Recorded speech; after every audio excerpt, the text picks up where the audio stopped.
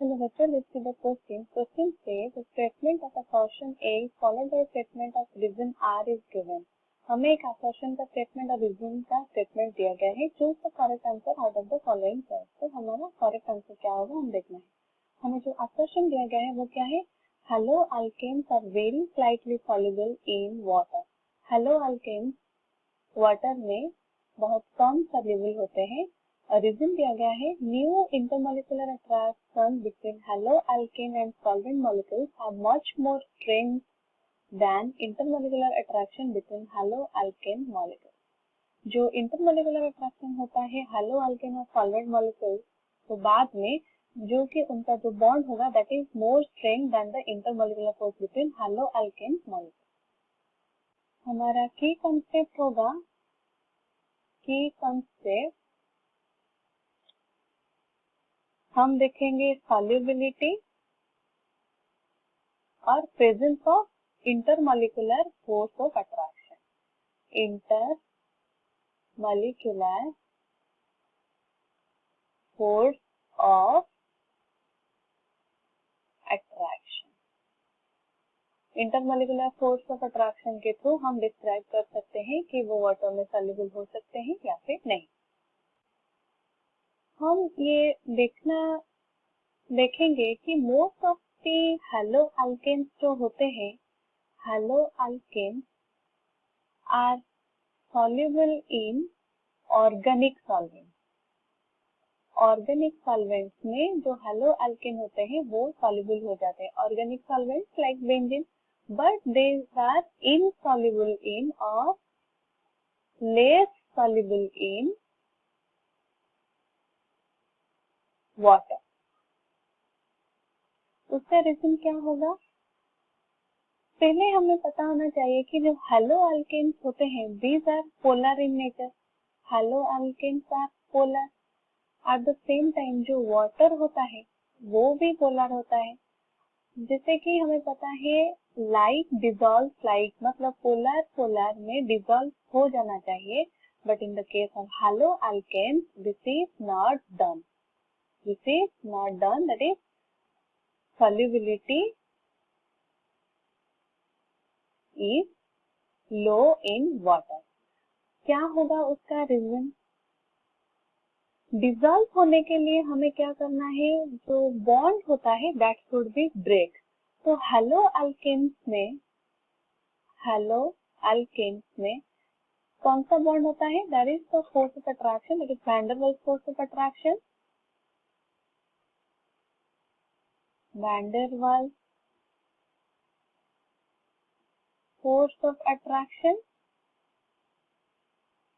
and dipole interaction. Dipole interaction. उसी तरह से वाटर के जो बॉन्ड होते हैं उसमें भी बॉन्ड ब्रेक होना चाहिए फॉर द सॉल्युबिलिटी. तो वाटर का जो हाइड्रोजन बॉन्डिंग है that should be also break. इसीलिए हमें क्या चाहिए? We need more energy to break the bond. क्योंकि यहाँ पर van der Waals force of attraction dipole interaction है at the same time hydrogen bonding भी है. तो इसीलिए हमें मोर एनर्जी रिक्वायर होगा वो ब्रेक बॉन्ड करने के लिए हेलो अल्केन्स और वाटर में. बट हम देखेंगे जब बॉन्ड फॉर्मेशन होता है between but when bond is formed between haloalkane and water के बीच में जब बॉन्ड फॉर्मेशन होता है some amount of energy is release. Energy release होता है और वो जो एनर्जी रिलीज होता है that is not enough for to break the bond.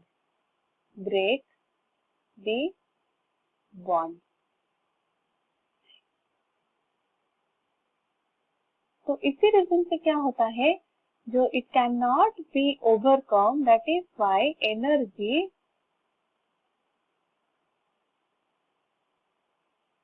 cannot be overcome by new bond.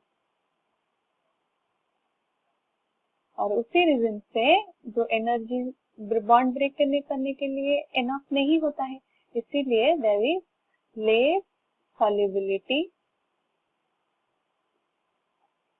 of haloalkanes in water.